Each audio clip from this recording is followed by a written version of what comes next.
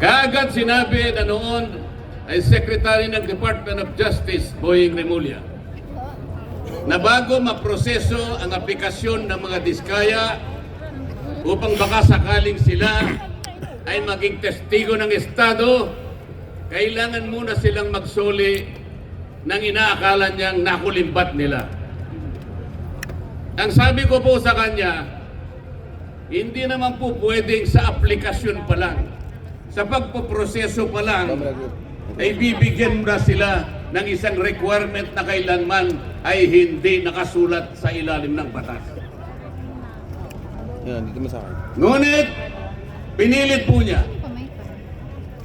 Ang sabi ko pa sa kanya, ang korte lamang ang magsasabi kung magkano ang isusuli ng isang tao pagkatapos ng paglilitis. Sapagkat ang korte rin naman ang magtatakda kung yung nag-a-apply sa Witness Protection Program ay a-approve ng korte. Ang mag-a-approve po ay korte, hindi po ang Department of Justice. Papost ko to Pang tita yung ano eh. Ngunit dahil ayaw po nila, natatakot sila na baka sakaling magsalita pa ang mga diskaya hanggang ngayon ay hindi nila pinapayagan ang proseso para sila ay makapag-apply. Isa ito sa paraan Sa Telegram. para sa ganon ay hindi matupad ang transparency. Mamaya po ipaliliwanag ko pa lalo ang bahagi na yan. Ang isa pa po na testigo na inaakala ko na pinakatotoo, the most credible witness ever produced by the Blue Ribbon Committee, Orly Gutesa. Siya lamang po ang tumukoy at kumonekta sa pagitan ni Saldico at ang dating speaker, Martin Romualdez. Wala na pong iba. Wala na pong iba. Natakot silang lahat sapagkat totoo ang sinasabi ni Orly Gutesa. Ano po ang ginawa nila? Ang pinagtuunan po nila ay hindi umano na peking notaryo. Paano po mapepeke ang notaryo? Tayo pong lahat, saksi sa umiiral na mga pangyayari sa pagnonotaryo. Pumunta kayo sa malapit na City Hall, makikita nyo ang nakalinyang mga notary public. Meron po bang nagpapanotaryo sa inyo na bago siya umalis, ay babalikan niya kung sino man yung notaryo at itatanong niya, Sir, Madam, pasensya na po, ngunit gusto ko lang matiyak kung kayo po talaga ang pumirma sa dokumento ito. Meron po bang gumagawa noon? Yun po ang kanilang ginagamit na dahilan para ilihis. Para sa ganun makaiwas sa tunoy na tinutumbok ng kanyang mga testimony. Ganito po ang ginagawa nila para sa ganun ay sagkaan ang transparency. Hindi. Mamaya po ipaliliwanag ko pa ang pangyayaring ito. Pagkatapos ginawa po ang tinatawag na ICI. Ito po yung Independent Commission on Infrastructure. Tinatanong ko po paano naging independent ang ginawa nilang ito samantalang sila po ay humihingi ng tulong sa House of Representatives, humihingi ng impormasyon sa Senado, humihingi ng impormasyon sa Sandigang Bayan, sa mga korte at sa lahat ng mga opisina ng ating pamahalaan. Hindi siya independent. At hindi pinakikita yung kanilang proceedings. Mga ilang linggo na ang nakararaan, nag-submit ng affidavit ang dating Speaker ng House of Representatives. Meron po bang nakaalam sa inyo ng pangyayaring ito? Iniulat pa nila sa atin kung anong nilalaman ng affidavit ni Martin Romualdez. Wala po. Hindi po. Talagang gusto tayo ay hindi natin makita ang katotohanan. Ililihis, isisinsay ang katotohanan. Papayag po ba kayo sa ganitong patakaran? Mga kababayan, ang sinusuri, ang iniimbestiga na bilang ng mga flood control projects ay hindi bababa sa 9,000. Sa ngayon po, Baka po maano. ang sabi po nila ay nakapagpalitaw na sila ng 500 ghost projects. Hindi ko po alam kung paano nangyari ito. Ang Department of Public Works and Highways gumagamit ng sari-saring applications.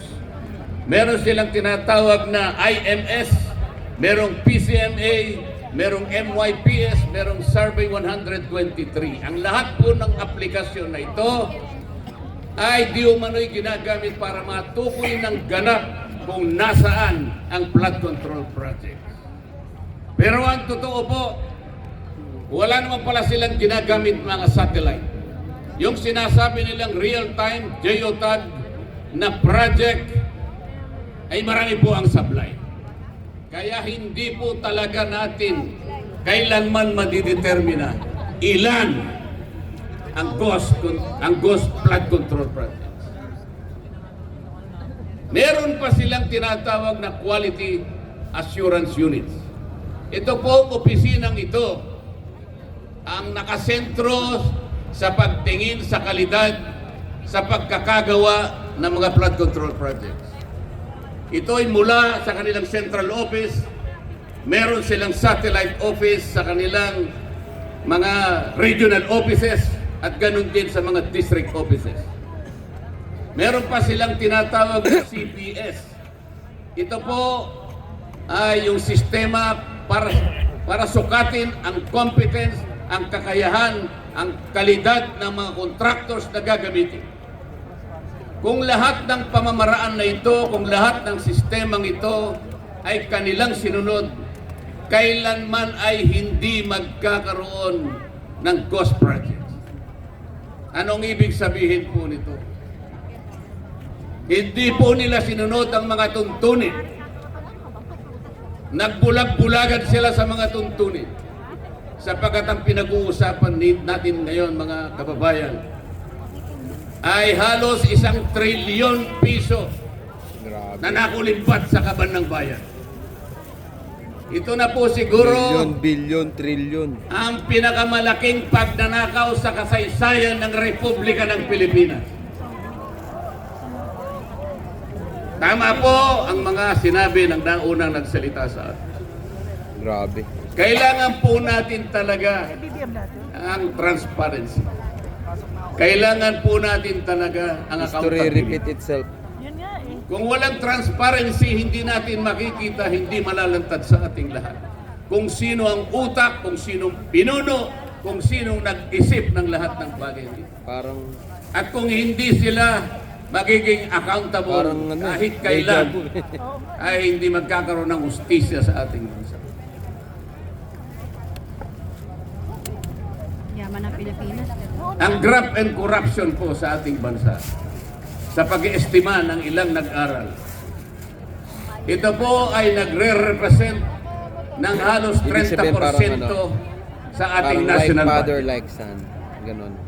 Kung ang ating national budget ay mahigit ng 6 na ganun trilyong talaga eh. piso, Hindi naman natin kayo na po ang kumuwenta kung ilan ang nawawala sa kaban ng bayan.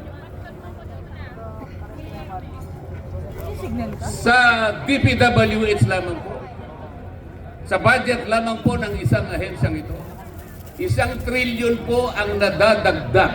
Ito'y nakita po namin sa initial findings namin nung ako pa po Grabe, no? ang chairman ng Blue Ilan Ribbon. ba zero ng trilyon?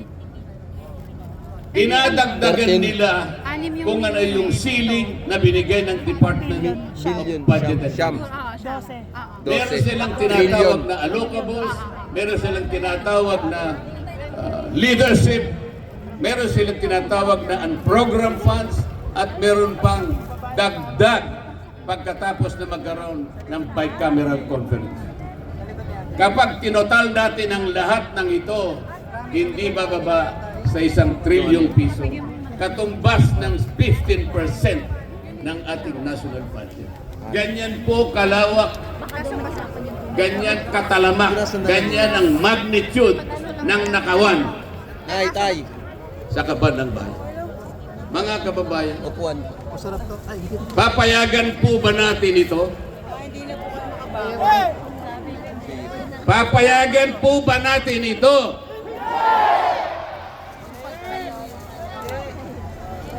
Ano po ang nangyari dahil ganito nga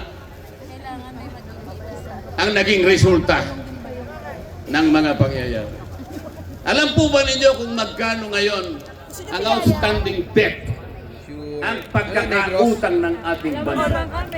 Alam po ninyo kung gaano ang halaga ngayon na utang ng ating bansa?